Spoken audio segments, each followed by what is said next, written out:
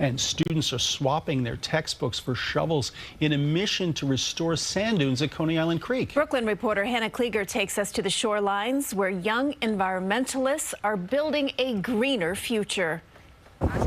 A cold and breezy spring day turned into a living classroom. Students spent hours not just learning about the environment, but actively rebuilding it. It could have saved lives eventually, like in the future. Abby Jordan is climate science program manager at the National Wildlife Federation, which partners with the Parks Department, American Littoral Society, and Coney Island Beautification Project in an effort to fight beach erosion and restore the shoreline. Nature-based solutions have been shown to be holistic and sustainable, and they work. Dozens of homes stand steps away from the beach, a community that was inundated and devastated by Superstorm Sandy in 2012. Jordan, who's from Brighton Beach, says trauma from the storm pushed her into this line of work. Being waist deep in storm surge is something I will never forget. Social worker Frankie Jordan brought his students from Liberation Diploma Plus, a transfer high school that focuses on kids who fell behind. But we know that students learn in different ways,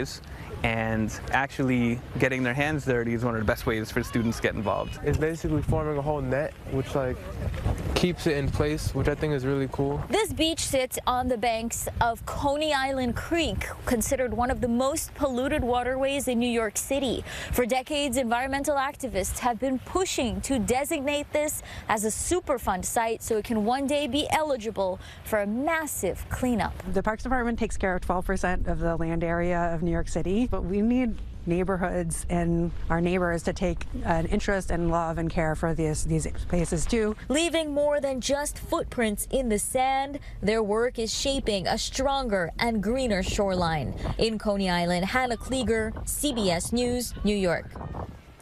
Hannah is a Coney Island native and she covers Brooklyn for us. If you have a story idea, scan the QR code on the screen.